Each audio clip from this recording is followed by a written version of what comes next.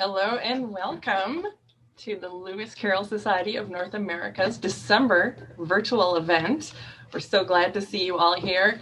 Get ready to have some fun, guys, because we are going to do some Carrollian show and tell. Now, technically, the theme is the best Alice gift I ever got, but that's a loose theme.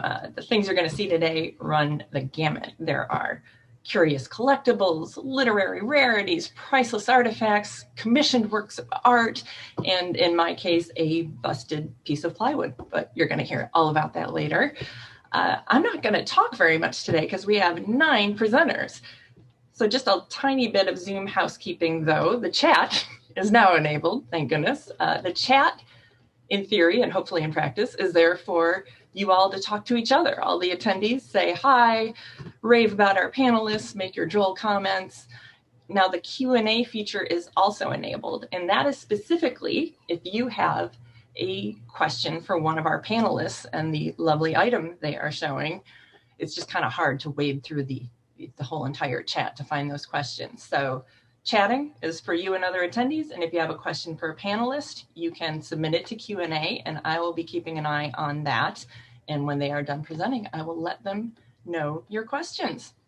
I think that's about it. Without further ado, let's go to our first presenter. And here we go. Jenna West used to have the Tumblr blog, Still She Haunts Me Phantom Wise, which was amazing. I loved reading that. She's also Phantom Wise on YouTube and Daily Motion, and has helped run the YouTube channel Curiouser Archive. And she's got a rarity to show us that I am super excited to see and also know how it smells. What could I mean by that? Jenna, why don't you take it away? Thank you, Heather. I hope I'm showing up. I'm so excited to be a part of this virtual show and tell. So to start with a little bit about me is I'm really into adaptations. It's actually how I even met my boyfriend, Sam, who was also part of the Curiouser Archive on YouTube. And this is actually a gift from Sam. So you may be aware of the 1966 Hanna-Barbera Alice in Wonderland, or What's a Nice Kid Like You Doing in a Place Like This. And there is merchandise for this adaptation. You may be aware there's a record, a comic book, a glass plate you can buy. You may not be aware that Rexall had a line of toiletries that you could buy. So they had stuff like a bubble bath, lotion, soaps, powder mitt, and toilet water. So what's really exciting is we've been able to find one of these. We never thought we'd ever see these. So here's the box for it. I hope you can see that all right. So you got Alice on the front, the White Rabbit, the Mad Hatter on the back, and the Cheshire Cat. So it's adorable design. And then we have the toilet water itself. If you don't know what toilet water is, it is like a light perfume. It's basically kind of like what body mist is. So here's the bottle itself, and it has a cute little flower cap, and it smells like roses and lilacs. So if you can imagine that, it still smells wonderful. All right, so that's all I have to share. Basically, Sam got me that because I couldn't afford it at the time. So he's an amazing boyfriend. All right. Nice. Shout out to the boyfriend. No. He's in the chat. Oh, yay. Hello. So we don't have any questions yet. I think some people are having, maybe I didn't explain where the Q&A was. Maybe that would help, because a few people are asking that in the chat. So at the bottom of your Zoom... the soap? Sorry. I have the soap and the glass. Is it the Alice soap, or what's the other character? I'm sorry. This is kind of hard to find information. So Joel in the chat, if no one has seen, says he has the soap and the glass dish. Exciting. So Q&A, everyone, if you scroll down to the bottom of your Zoom controls there, you should see Q&A, and you just click on it, and you should be able to just start typing and ask a question. I know at the beginning, people were asking questions like, hey, how come I can't chat? So it does work. It is working. But Jenna, I want to thank you so much. I am actually not very familiar with the Hanna-Barbera Alice in Wonderland, so that is my first order of business. Do you happen to have any of it posted on any of your channels? We have it on Phantom Wise on Daily Motion. Okay. Unfortunately, it gets copyrighted off YouTube, so it's not on there. Also, unfortunately, there's no official release of it, so we only have bootlegs. Wow. Yeah. There's some rights situation going on with it. We're not exactly sure what's going on. Yeah, and maybe I could have explained a little further. I could have talked you up a little more. Jenna is a true like historian. Like she knows all about the movies. Like she is your go-to, and definitely check out her channels, Phantom Wise on Daily Motion. And thank you. Yeah, excellent. Thank you so much, Jenna. And anyone, oh wait, I have a Q&A. Oh. I don't have a question, but I'm trying to see if this works. Yes. Thank you, Andrew. It does work. And actually, and this is a good point, if you, any of you attending, think of a question later on for one of our panelists, they're going to be here watching just like you. So you can maybe try to hit them up in the chat there. I believe I have it enabled so you can even send private messages, or you can just like send it out in the chat. So Jenna, definitely take a look there. Maybe you and Joel can talk about your collections of various toiletries. And thank you so much. Maybe we can get all photos together, so because there's not a lot of information about it. Yeah, that'd be cool. We should definitely a curiosity. Yeah. All right. Thank you so much for your time.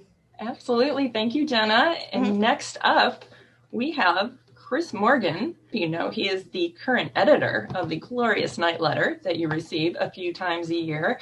He was also the editor of Volume 5 of the Lewis Carroll collected pamphlets. You may have seen our book club about Volume 6, which Charlie Lovett is editing. Well, Chris edited Volume 5, which was games, puzzles, and related pieces. And I can't wait to see what he's going to show us. Christopher, hello. Hi, Heather. How are you? I am great. Thank you for presenting today. My pleasure. I'm going to make myself scarce. Okay.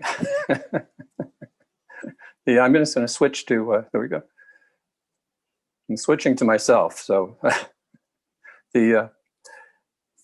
so I brought two things to show everybody. And the first one is the Limited Editions Club 1932 edition of Alice's Adventures in Wonderland. It's an edition of 1500.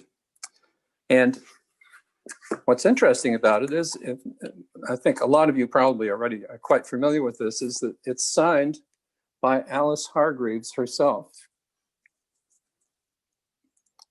And she came to New York from England just to sign these books and to take part in, it was the 100th anniversary of Carroll's birth. So she signed most of them for Alice's Adventures and Looking Glass. So that's the one, of all the books in my collection, that's the one that people react to the most, because to actually have the book signed by Alice herself is really quite special. What's nice is that they're not super expensive. You can get them for about $2,000, which seems like a lot of money. And the reason for that is it is, but still to get something like that for $2,000 is not bad. So, and there are copies available for anyone who's interested if you look around. So what I want to show you next is Martin Gardner book that he signed. It's not the Annotated Alice, but of course, I'm sure most, if not all of you, are well aware of the Annotated Alice. This is an early edition from the 60s. That was done by Forum Books. And it's never been out of print. And I have most of the editions, including the one that you all want, which is the 150th anniversary deluxe edition.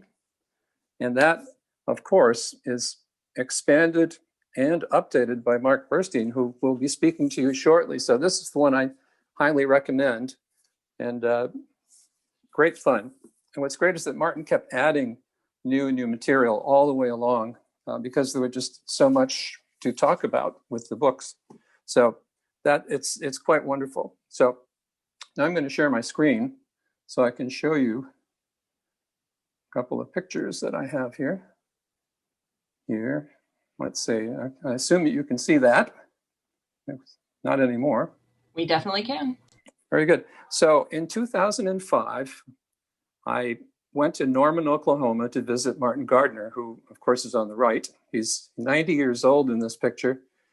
And ostensibly I was going to talk to him about Lewis Carroll, but we spent most of the day trading magic tricks because I'm a magician and he was a wonderful magician. And what a lot of people don't know is that Genie magazine some years back listed the top 100 most important and influential magicians in America, and Martin was high on the list because even though he didn't perform in public, he was a great inventor of tricks, and he was quite agile at the age of 90, and he showed me a variation on a great rope trick, which I'd never seen before.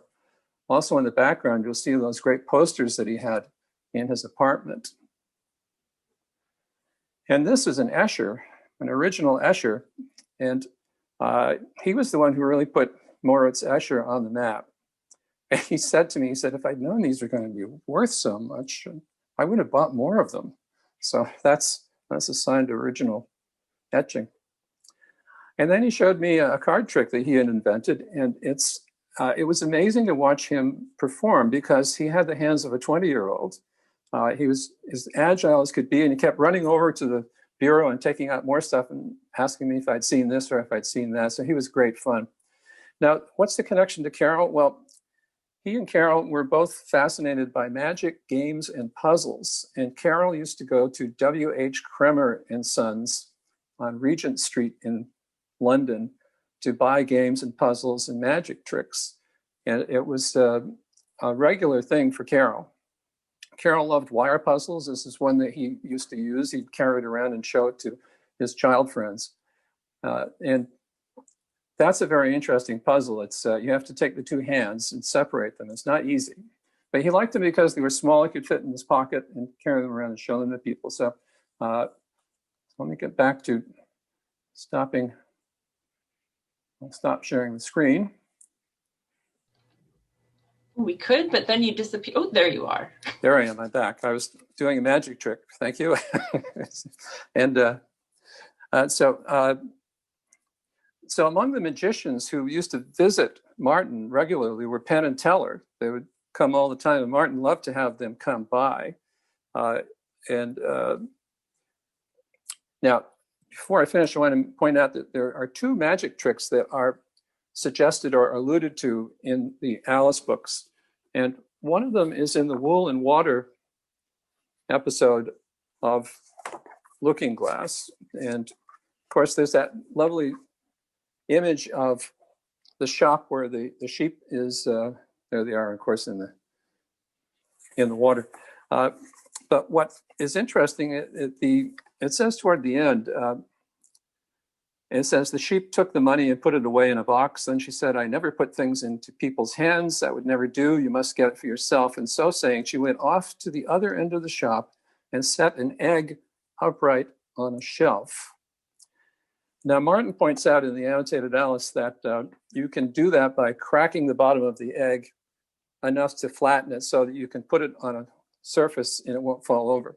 But there's also a way to do it by putting a pinch of salt under a handkerchief. And when you take the egg and you kind of move it around, the salt supports it. So it's a very simple trick from the 19th century, but Carroll knew it. So it's very possible he was consciously doing that. Also, Hage's bag in Looking Glass looks just like a magic trick that Carroll would have known well called the egg bag. So there are at least those two tricks in the Alice in Wonderland books. So just to conclude, the reason why I was talking about Martin was the reason, in fact, why I became a computer scientist was because I fell in love with Martin's first book, and that's the Scientific American Book of Mathematical Puzzles and Diversions. And it combines so many of the things that Martin loved with the things that Carroll loved and things that I ended up loving too. And I asked Martin to sign it for me, and he did. And it's really my most cherished possession. So he was just a wonderful man. And by the way, there's a great book called The Magic of Lewis Carroll, and that's by John Fisher, a British magician.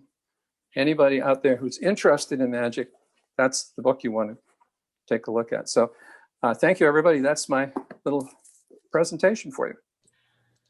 All right. Well, we've got a few questions for you from the Peanut Gallery. And thank you so much for that, because I actually, I know Martin Gardner in the Carrollian sense, but I don't know all these other facets of his personality, like the magician. So that is fascinating to me.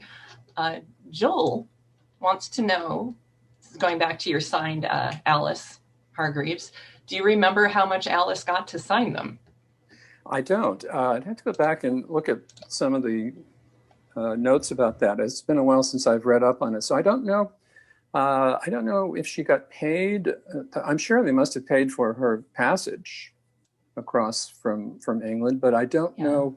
I don't know if she ever got paid to do it. I know that it wore her out to sign the 1,500 copies, so I believe she did not sign all of them. That's what I read in the, a couple of sources said that she didn't sign all of them. In fact, I think if you wanted the signed version, you had to pay more to Limited Editions Club. So, Dana's explaining to us, she did get paid, and the subscribers didn't quite read all of that. Had to pay for a signed copy. Yeah, you have to pay extra to the signed copy. Yeah. 1,500 is a lot of books for a woman of a certain age to sign. My goodness. Yeah, I think she got fatigued trying to do it, if I recall. Absolutely. And then this isn't exactly a question, but Kevin Segall, who is presenting a little later, said in the chat that there is a night devoted to Martin Gardner at the Magic Castle every year, which I don't know if he should have divulged that, because I think every question for him is going to be, can you get me into the Magic Castle for Martin Gardner night? I'll tell you a little secret. If you look around, it's like three step. What is it? The 3 degrees of separation. It's not hard to find somebody who knows somebody in LA who belongs to the club. This is true. And if you ask them nicely, they usually will let you in. It's not all that hard to get in. All right, good to know. I am a member, and I would be happy to give guest passes to any of the Lewis Carroll Society members. Okay, and go to the Houdini room if you have a big enough group. I think you have to have 8 people. You can reserve the Houdini room for dinner, and it includes, you're surrounded by Houdini's original mathematical apparatus and signed photographs. It's really a wonderful room. Oh my gosh. I went once, but you have to have 7 friends. All right. Yeah, during the pandemic, that might be hard to find. Well, I'm sure it's not open now anyway. But yeah, that sounds amazing. And Andrew asks, wasn't Alice H. brought over by Columbia University? Yes, yeah, she was there. I think she spoke, because there's an audio recording of her speaking there, if I recall, which is very interesting. If you Google that, you could probably find it. And someone wants to know, but Daniel answered it. Do you know Alice's age at the time? She was just straight up 80 years old. Is that correct? We'll trust Daniel. He wrote 80. By the way, that Limited Editions Club, all the Tenniel illustrations were re-engraved by a contemporary engraver whose name is escaping me. But I thought that was interesting. But you look at them, it's very hard to tell that they're not the Dalziel brothers. Technically, somebody else came in, re-engraved them for some reason. Fascinating. Yeah. Well, thank you so much, Chris. That was, again, I just love hearing about these different aspects of Martin Gardner's personality. And if anyone has any more questions for Chris, you can ask him in the chat. And we are going to move on to Daniel next. Daniel Rover Singer, playwright, founder of the Reduced Shakespeare Company, and what a dream job this is, former theme park designer at Walt Disney Imagineering.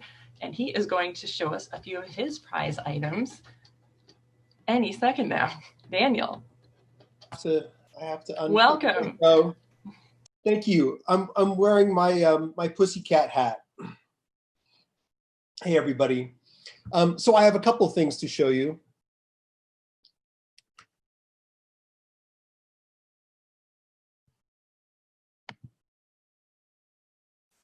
Sorry, can someone just confirm in the chat that my camera and audio is working, because my screen is frozen? Yes, we can see and hear you. Okay, good. I'll keep going. All right. So I just want to point out, first of all, the thing that I'm sitting in front of.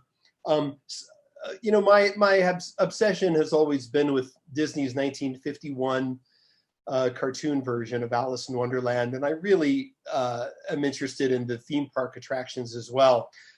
This is a rough draft drawing of the attraction poster. Now, many of you are familiar with the poster itself that has sort of a deep green background.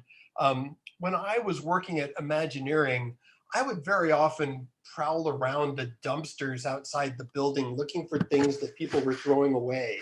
And I found lots of interesting things that I have kept to be a part of my collection. And this rough draft sketch of the attraction poster for Disneyland is one of the strangest things I ever found. I don't know why it was printed or why they threw it away, but I'm glad I kept it.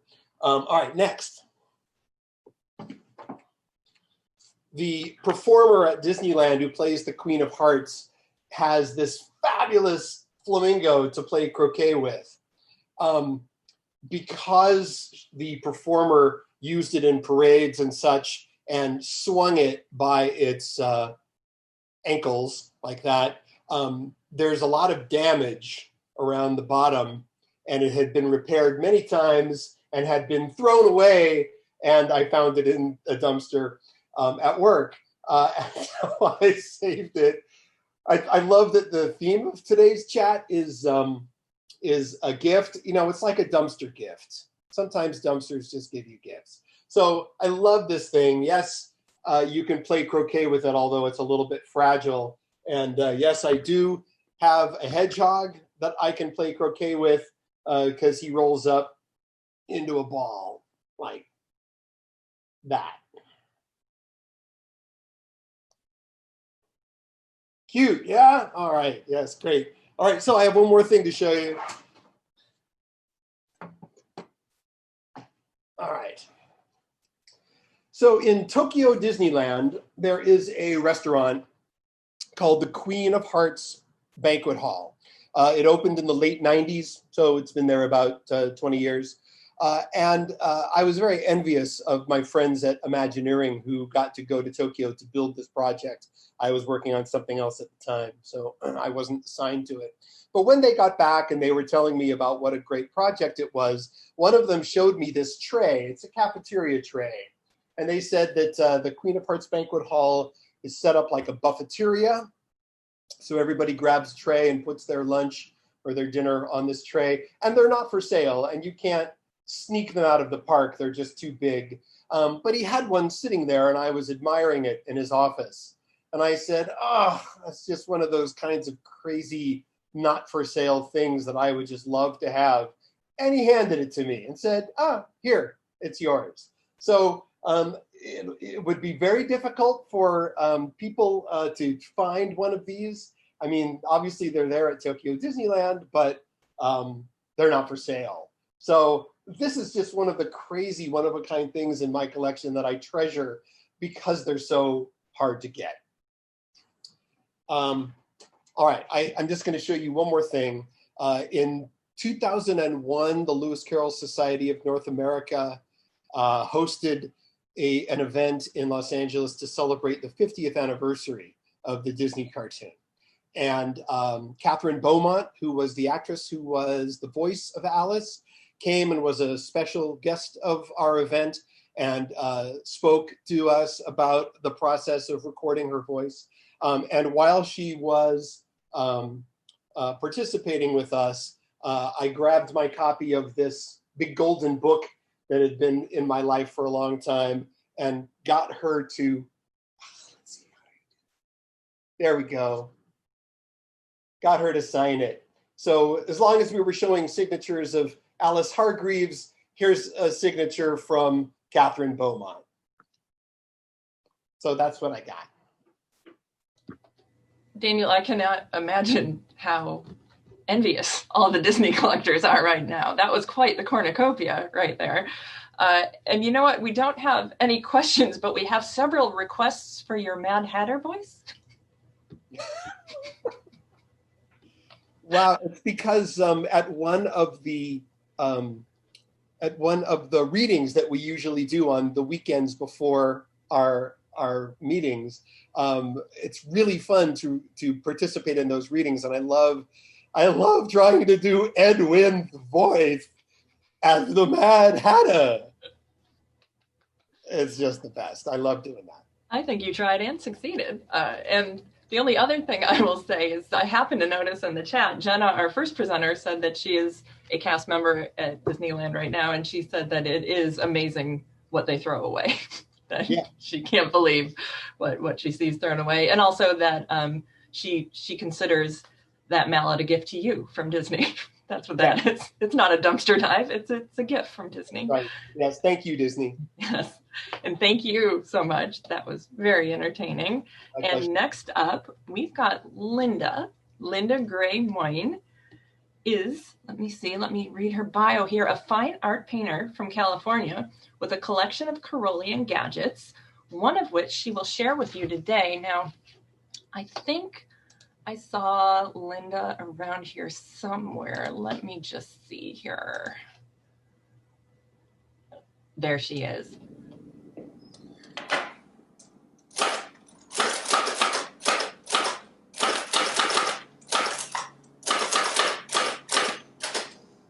Oh, hello. Hi, I'm Linda Gray-Moin, an artist living in Palo Alto, California, where I have my art studio. And some of you may know that a couple years ago, I brought a project of mine, which was the hearthside of Lewis Carroll, his sitting room and fireplace, to a conference of the Society at USC in Los Angeles. So the hearthside included the beautiful William de Morgan tiles, as well as 5 portraits that hung above the mantelpiece. The central figure being Eckley Kitchen, who was one of Carroll's favorite child friends and a frequent visitor to his rooms. This is serving as a backdrop for photo reference for a project that I'm doing involving a number of paintings of Lewis Carroll and celebrating.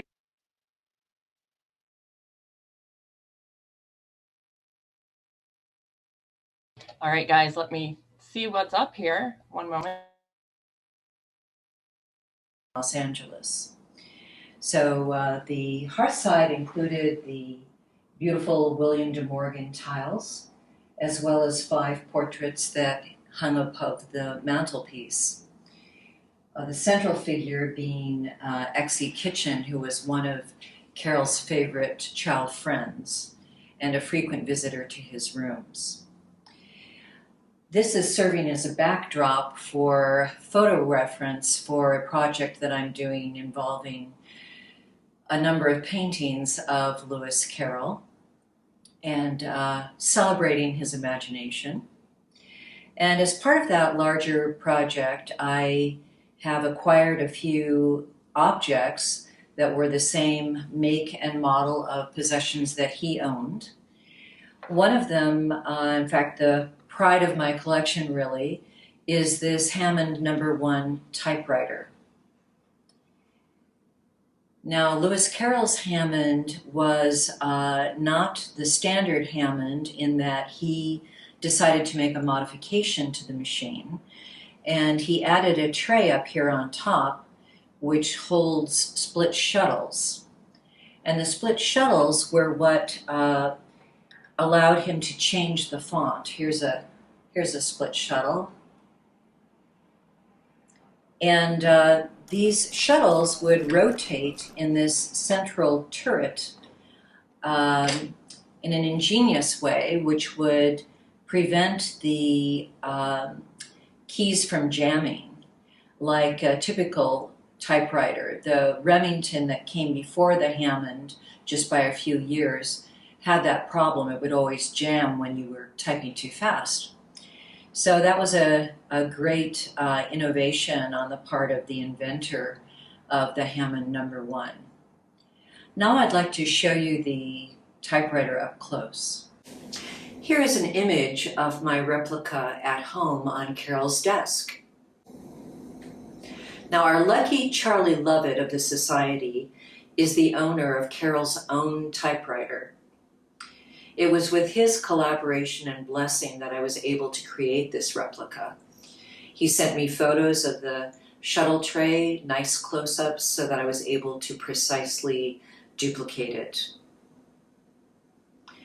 Here is a shot of my machine taken when I received it from a seller on eBay. So you can see that a great transformation was in order. My first step after purchasing this fixer-upper was to find an expert to help in the restoration. So the other fellow that I owe a great debt of gratitude to is Mr. Richard Burstein of Dallas, Texas. He's known as Doc Hammond in early typewriter circles because he can work magic with old, neglected early Hammonds. We have enjoyed a wonderful working relationship over the last year and a half. He brought in several colleagues of his in Texas, a wood carver and a machinist, to help out with the restoration as well. I also engaged a 3D printing company here in California to help to duplicate the split shuttles. And the structure is quite complicated, so that was quite a feat. A bit of history on the machine now. This typewriter was invented by a fellow named James Hammond in 1884. So James Hammond was a correspondent for the New York Tribune, and he was continually frustrated when attempting to send telegraphs to Europe by the fact that the telegraph operator would misread his handwriting.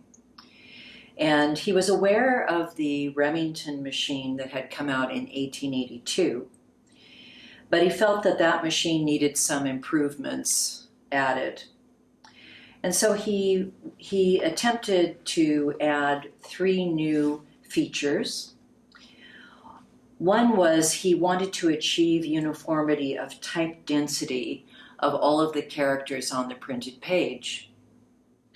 Next, he wanted to provide a variety of typefaces or fonts. And third, he wanted to provide a jam-proof operating mechanism. On the Remington, the typist would often go a little too fast and all of the arms of the type characters would jam together. So as to the mechanisms on the Hammond #1, I'd like to refer to an article from Charlie Lovett's booklet, The Writer, Lewis Carroll and the Writer's World, which he put together for our spring meeting in Winston-Salem in 2013. So quoting Charlie, uniformity of type was achieved by use of a type wheel rather than type bars. When a key on the semicircular keyboard was depressed, the wheel was rotated to bring the proper character into position, and the hammer struck the paper from behind, pressing it against the ribbon and the type character. Because the hammer was spring-operated, it struck with the same intensity, regardless of how hard or softly the key was hit.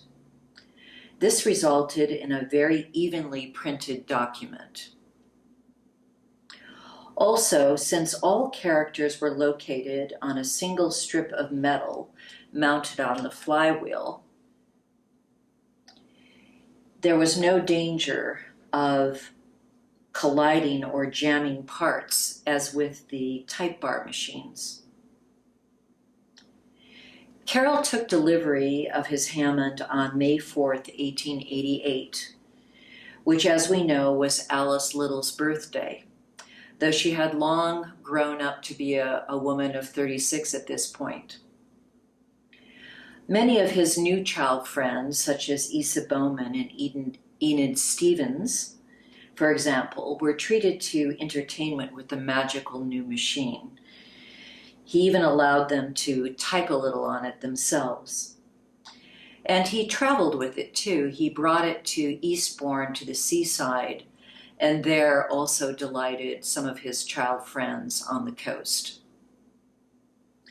Now, after a year of effort, I have my own Hammond 1 to delight my child friends and visitors.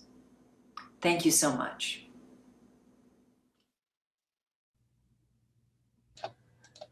Oh, hi, Linda. Sorry about that. I left the room a second. Oh, unmute yourself, please. Yes, back here at Christchurch. Oh, my goodness. Thank you so much for putting that together for us. Everybody, Linda did that this week, just, in her spare time, just threw a little professional looking video together for us. Really impressive. And did you say that the gentleman who helped you restore it is present today? Is that correct? Yes, I believe he's viewing. One thing I wanted to add was I neglected to mention during that video that Richard actually also restored the real thing, Charlie Lovett's machine. So that was a nice little synergy that happened. Oh, wow. Yeah. So Charlie knows him well as well. Yes. That is amazing. Well, I actually don't see any questions in the chat right now. We had some people thanking you for the great video, so that's nice. I imagine they're just overwhelmed with all this work you did. But anybody, if you have any questions for Linda following up, you can just throw them in the chat there, and I'm sure she'll see them there. And also for the man who did so much work with her to restore the typewriter. Oh my goodness. Thank you, Linda. Thank you so much. And next up, we have Valina Eckley. Now, Valina, you may remember, some of you who attended Alice 150 in New York City, she was dressed like Alice Little about to go on a boat ride down the Thames. It was amazing. And actually, if you're wondering what it looked like, it looked a little something you happen like... to have a picture. I happen to have a photo right there. Ignore that brunette on the right. But yes, I happen to have a photo right here. Now, I was going to actually wear that dress today, but... Hey, when you have an embarrassment of riches like you do of all these Alice outfits, you got to choose your spots. Now, Valina also not only had the outfit of the day that day, she saved the day because one of our Japanese presenters could not get her presentation going in New York, and the AV squad, well, they couldn't really help her because it was I believe it was Adobe Japan version. So Valina just casually strolled to the front of the room, spoke fluent Japanese, and got the whole thing settled so we could enjoy the presentation. It was fantastic. I'm learning Norwegian now, just in case you're wondering. Why not? Yeah. I just want to read Alice in as many languages as I possibly can. That is a good goal to have, I think. Absolutely. Is. And Valina is going to show, Valina actually stuck with the theme, unlike me and most people today. This is an actual gift that someone This is an actual gift. It is an actual gift. And it was meant to be a birthday present from my father in about, I think it would be 2016. But of course, the artist who created this gift was late, and it ended up being a very good unbirthday present, which I think is very fitting for anything related to Alice. So in 2016, my father presented me with this handmade doll made by a doll maker named Charlotte Hatch. I had to look that up. She's an award-winning doll maker, has a very small website, not so much of a presence. I don't know exactly how my father managed to make this or get this made from her, but he did. And I love this doll because it looks like, a Victorian child. She looks like she's a 7-year-old child. She's got the white rabbit she's holding, and she's got the pinafore and the little blue dress, and just this beautiful little unique one-of-a-kind doll. The artist also sculpted the face and the hands and made all of the clothes, including under the skirt. She's got a lot of clothes, got some black and white striped socks there. And this is just a nice little present that I was surprised with. And of course, my dad, being my father, had to take it one step further a couple of years later and begged her to make another doll for me. And thus I ended up with, of course, the Queen of Hearts. And apparently she took about 1.5 years to make this because she was, the doll maker had a couple health issues she was dealing with. But definitely worth the wait. The queen, she's got a very stern face, which I don't know how much I could show it to you there. But I love the face. She's got nice hearts on her crown. She's got hearts all over her dress. Sitting in a black chair, of course. Has her heart specter that she has. So But yeah, these are unique, one-of-a-kind dolls. I just love the Queen's face on here. Apparently, the doll maker won a couple awards last year for making some witches dolls, and I think the Queen here is probably a good influence for that because she's got that lovely face. And well, that's kind of all I have. I just wanted to show this because they were actual unbirthday presents, both of them, supposed to be birthday presents, but turned out to be better to be unbirthday presents. So yeah, that's all I have.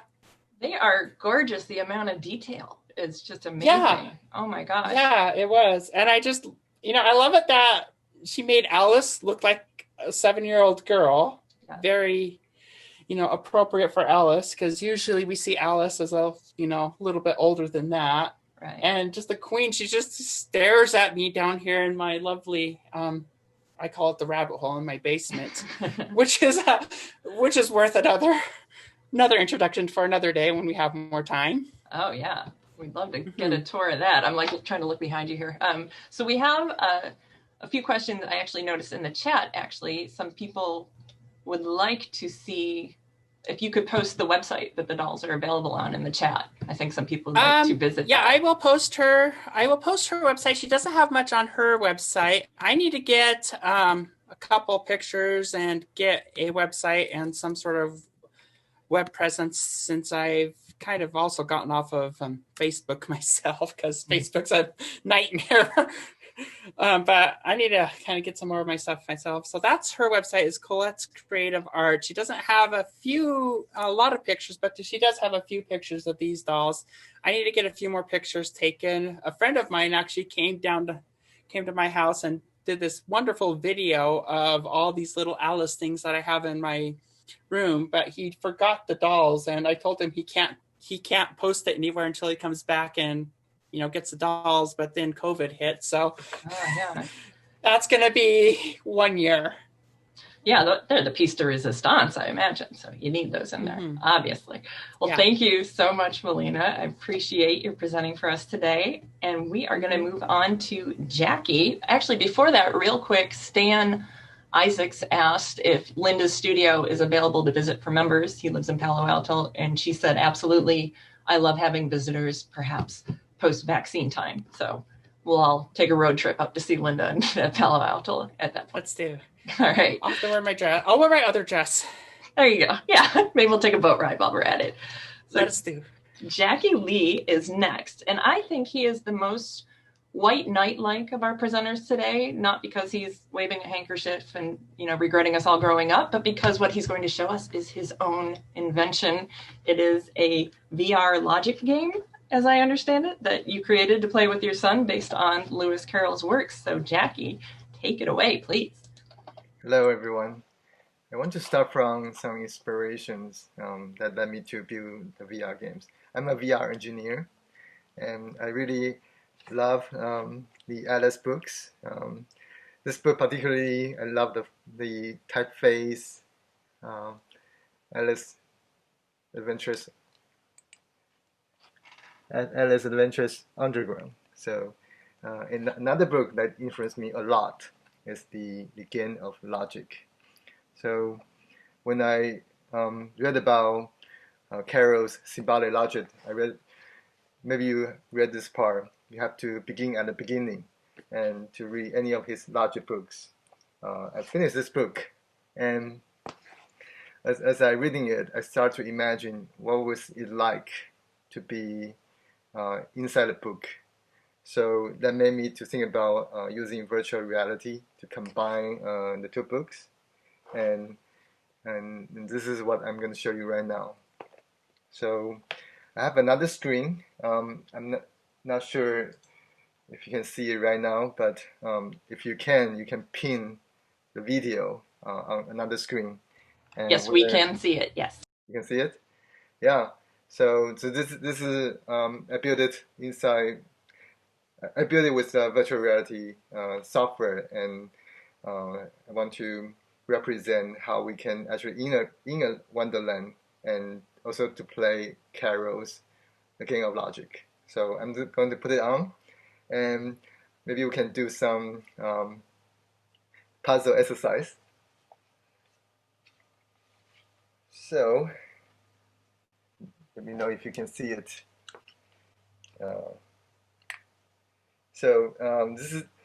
This is virtual reality. I'm holding my headset, and you should be able to see another window, and you can pin that video so that you won't switch back and forth. So this is a rose garden. As I move forward, and you might recognize this gentleman. You cannot hear anything. I apologize, but in the actual game, you can really hear what he's talking about. Here, we got Alice and White Rabbit. They are having a conversation. Well, they're talking about apples, and they're arguing what apple they picked. On my right-hand side, there's a rose garden, but we are not going there today. I want to show you the logic games that are built based on the book Game of Logic. So this is the typeface, and let me go into the first level. So, this game we recreated based on Carroll's 1886 book, The Game of Logic, where, as you all know, there's a diagram called the Carroll diagram. So right now, the White Rabbit is having a little tutorial that you know how do you use the token. And so as you move the token into the diagram, you can start interpret a lot of logic statements. Like for this part, no good apples are blue, so you put the non-token in the not blue. So maybe we can do like one logic quiz. So this part, some apples are blue. So if you know Carroll diagram, there are compartments. Like you put a counter inside compartment. Some apples are blue. So if I do this and submit, well, this is correct. And no pigeons are not nice. So you put the non-token into non-nice. So that should be the way it is. Correct again. So this is a logic game. But it's not that easy as we go to the 2x2. So that was a 2x1. So let me show you the 2x2. So I'm running in the Wonderland. So 2x2. Well, in the real game, there's tutorials and music, and White Rabbit, they're talking to each other. So these are 2x2. As you can see, it's much more complicated. We're not going to do it today. I just want to point out some not sweet apples are blue. So you have to find out the tokens. So not sweet apples. Not sweet apples are blue. Okay. Let's see if I got it right. Yeah, I got it right. Okay, so that's what I'm going to show you. We can go back to my main video. Happy to answer any question. And so I brought this to my son's birthday party, and he's middle school age. Not everyone gets it, but in my calculation, maybe 2 out of 10 get the Carroll diagram, and they are having fun. And for kids who got it, they are really into it. So, and it's a fun project for me. This is, yeah, I'm speechless. It's amazing. Like Lewis Carroll, it looks just like Lewis Carroll. I mean, and everyone's question is the same. They want to know if they're going to be able to play this. Are you going to market it anywhere? Like, where can they find out more about this? Yeah, I can send out a link so all the members join today can download it if you have a VR headset. Oh my gosh. Yeah, actually, yeah. And I will, yeah, definitely email it to me to that social media address, and then I'll put it on our Facebook if that's okay as well. Social media, is that okay to disseminate it like that? Yeah, sure. But for a participant today, I'll send out in the chat so you can go get it for free. Oh, thank you so much. And yeah, everyone, yeah, there are very few questions. It's more just like, I'm dumbfounded. This is great. Thank you so much. So thank you, Jackie. And I love that we had a presentation that was based on logic and math a little bit, because as we all know, there are many features to Lewis Carroll's personality, and we often concentrate on the more whimsical ones, but that he is absolutely a logician as well. So thank you so much. And next, we've got 3 more presenters, everybody. We've got Mark Burstein, me, and Kevin Segall.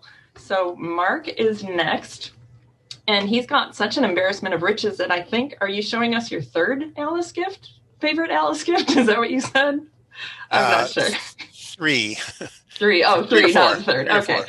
But yes, but you probably all know Mark. He has edited, I'd like to say a gazillion. It says here 14 books about Lewis Carroll. 20. Yeah, that's got to be an old bio, right?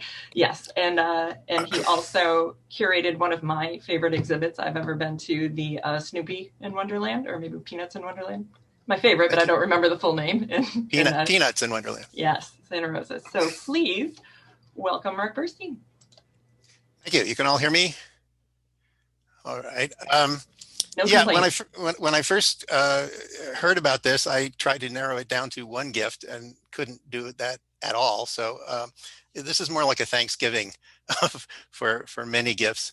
The first one, of course, is this collection that I was gifted by my father in 1998, and I've been curating and expanding since in the Alice Tower, otherwise known as the Upside Down Rabbit Hole in Petaluma. Many of you out there knew my father, who was a great Carrollian collector, scholar, actually president of the society for a while. I find that the best picture of him ever done was by Nick Bantock, who in fact never met him nor ever saw a picture of him. He drew this out of his imagination, but it looks exactly like my dad. So this is for you, Pop. So what you see up in back of you is pretty much the, let's see, I'm backwards, the research library, about 2,000 books, biography, bibliography, academia, things about Lewis Carroll.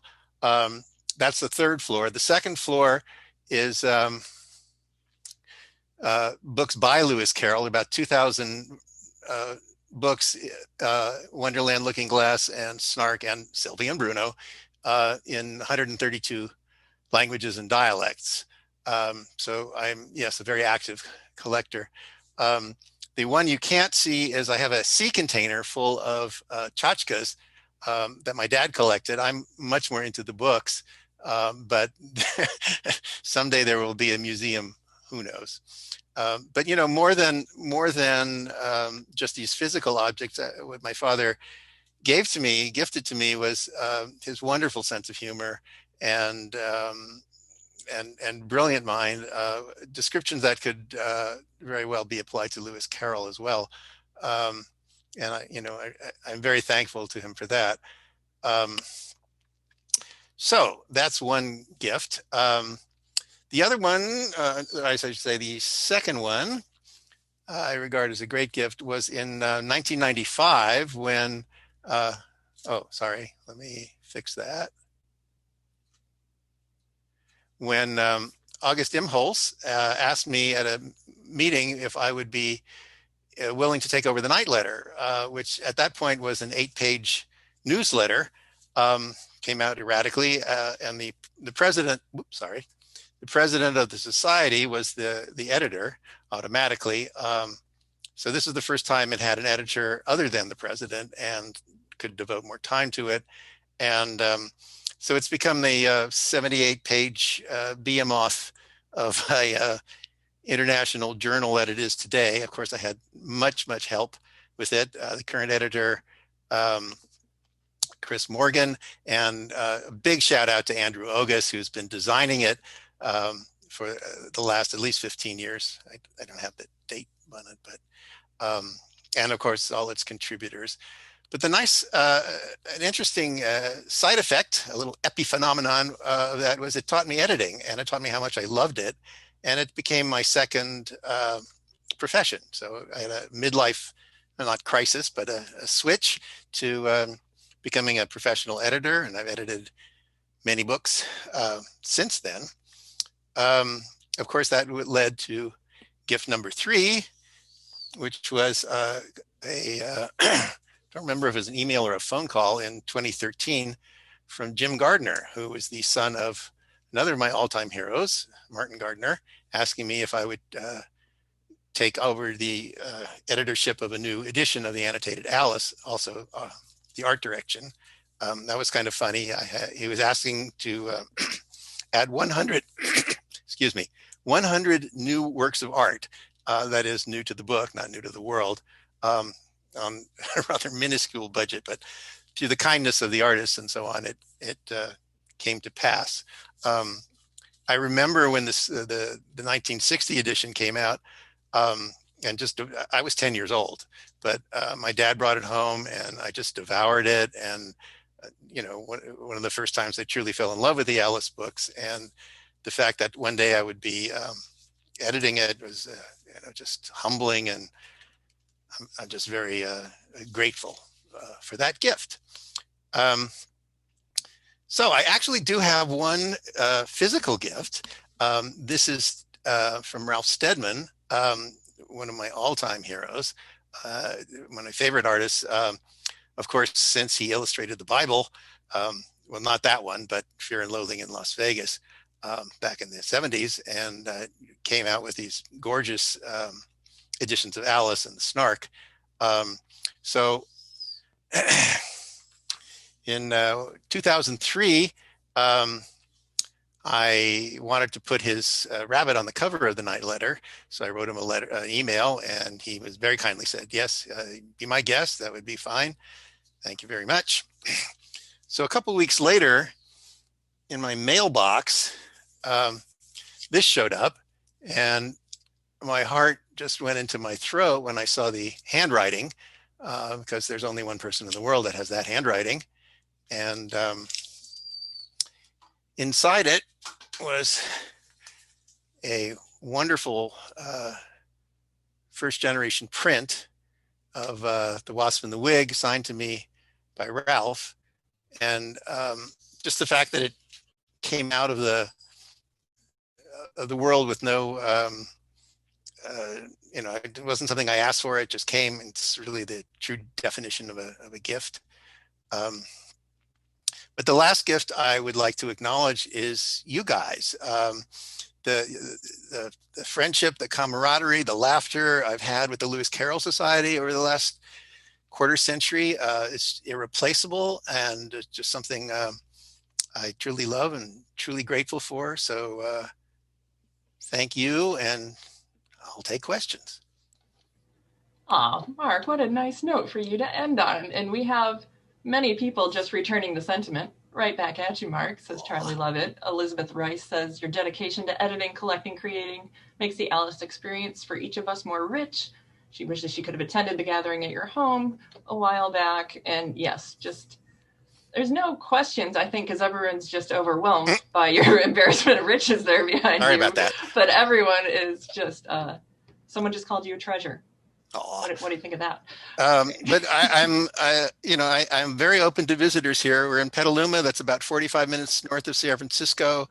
Post-vaccine, I've even had visitors. Recently, we open all the windows. We put on masks and wash our hands and do such things. If people are impatient, that's fine. But I truly love showing off and sharing this experience. Well, I think definitely a mass road trip up to see Linda's Lewis Carroll suite in person and your tower are definitely in order post-vaccine. Absolutely. Okay. Thank you so much, Mark. And I am actually going to go next. And I think this is a wonderful thing to go after Mark, because mine is a busted piece of plywood. It's slightly less impressive and voluminous. And I was going to talk about a few other actual gifts that I've received, but my husband reminded me that we have a very unusual one-of-a-kind item sitting on our porch. So I'm going to tell you the origin story of that. I live in Southern California, so we're blessed with beautiful weather year-round. So I go hiking almost every single week for the last 8 or 9 years.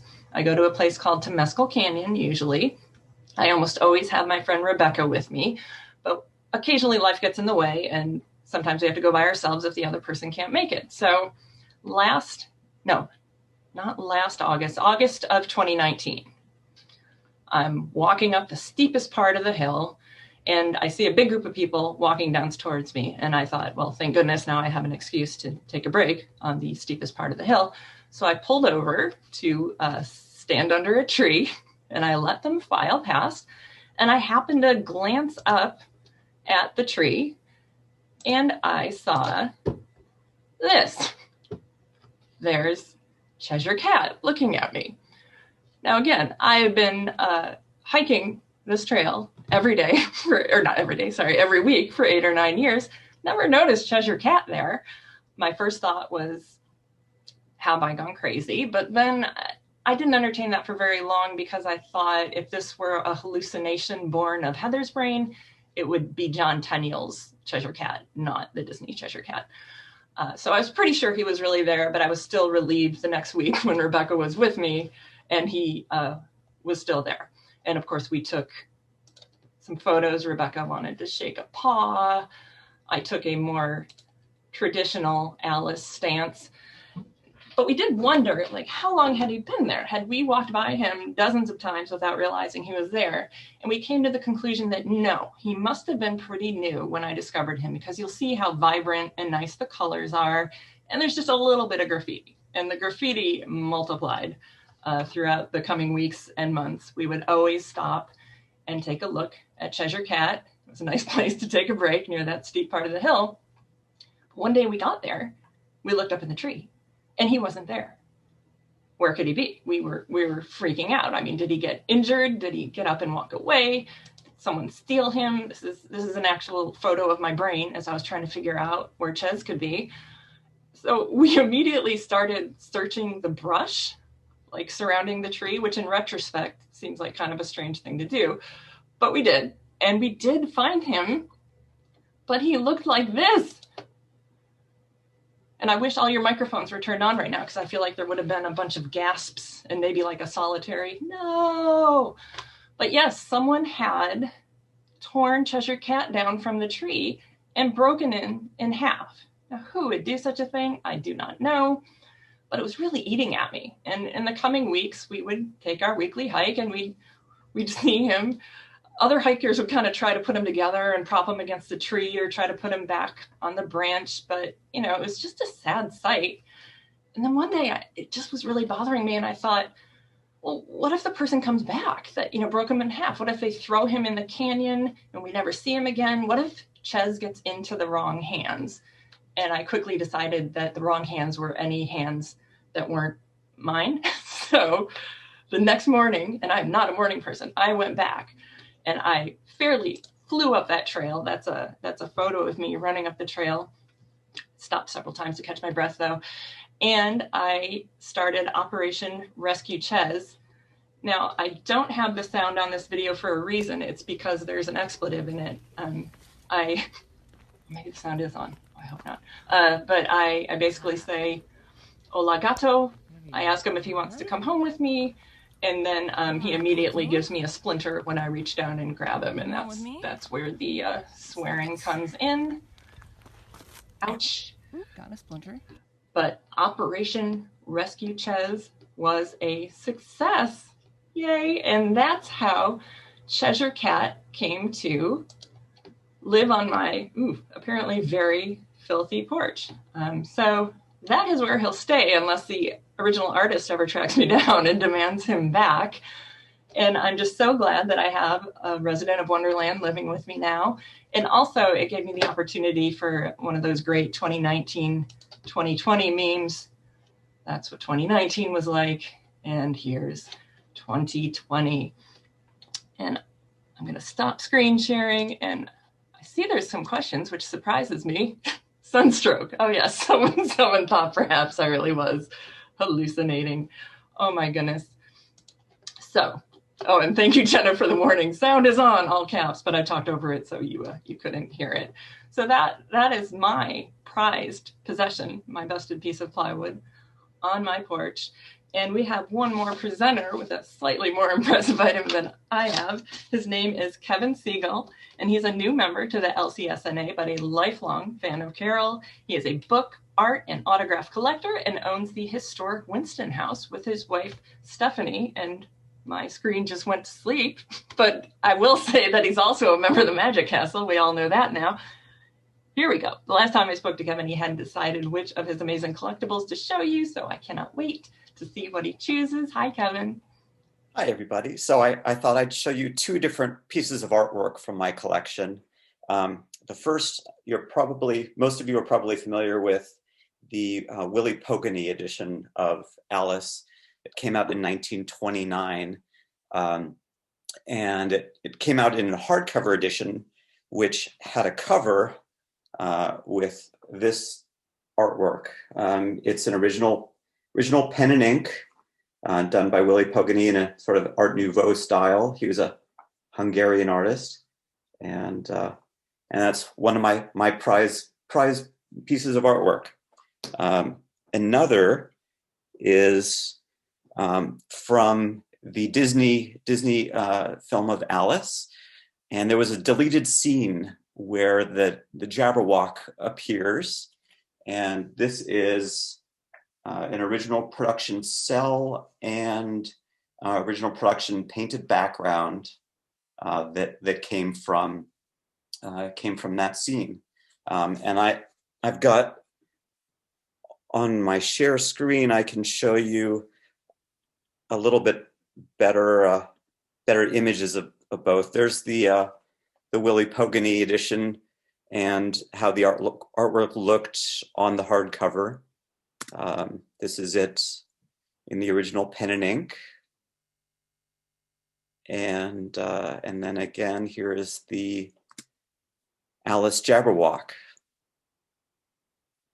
And that's all hand painted background with a little cell of Alice on the front. Both of these pieces I bought at auction, and happy that they're now part of my collection.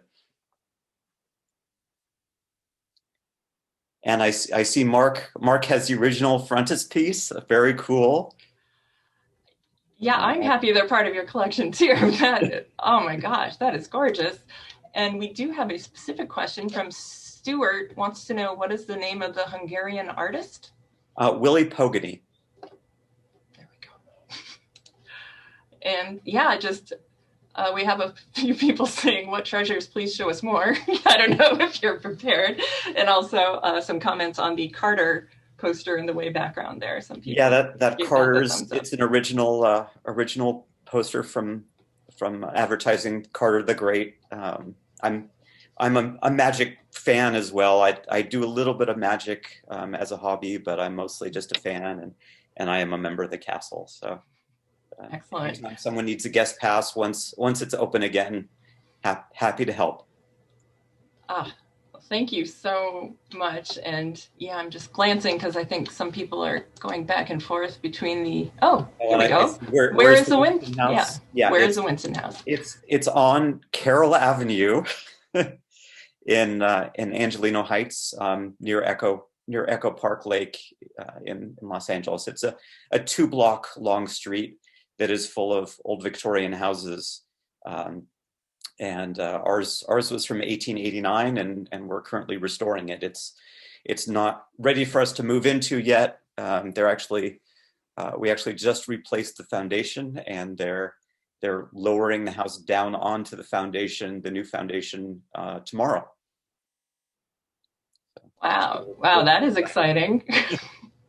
Oh my goodness. And once it is fully restored, and maybe you're not ready to answer this question, but will you maybe open it to the public, or will it be part of an historic homes tour? We'll probably have occasional events there.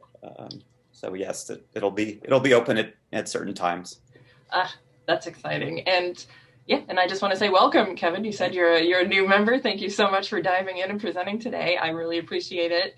And Mark Burstein, who refuses to use a Q&A feature, just goes in the chat. Yes, I see. What all do I collect? What all do you collect? I imagine that's a very big answer. I do collect. I collect a lot of things. mostly pop culture stuff, but autographs, vintage Hollywood, classic television, illustration art, a lot of science fiction, horror and fantasy, comic books, original comic book art, and yeah, that's pretty much it. That's just those few things. No biggie. Well, you are our last presenter today. I want to thank all of our presenters and also all of you who attended. I believe the highest number I saw, it was approaching 70 people at some point, which is super fun. And our next event, I actually just had to pull it up here. I was ill prepared, even though I'm the one who planned it. Our Through the Looking Glass cocktail party will be on January 9th, and that is going to kick off a year-long celebration of the anniversary of Through the Looking Glass. And as always, if you have any ideas for events, particularly Looking Glass inspired events, let us know. You can reach out on any of our many Facebook or social media pages, Facebook, Instagram, Twitter, or you can email me at LCSNA social media @outlook.com. And I'm seeing some applause, and it was so fun in the comments. Oh, and also Daniel, I did see your comment that I could get someone to fix Ches, but I kind of in the Disney version, which strangely enough, I've only seen twice in my life, both times as an adult, but doesn't he kind of break apart like that a few times? So I just thought maybe I would leave him be. So happy Hanukkah, everyone. Merry Christmas in a few weeks, and we will see you in 2021.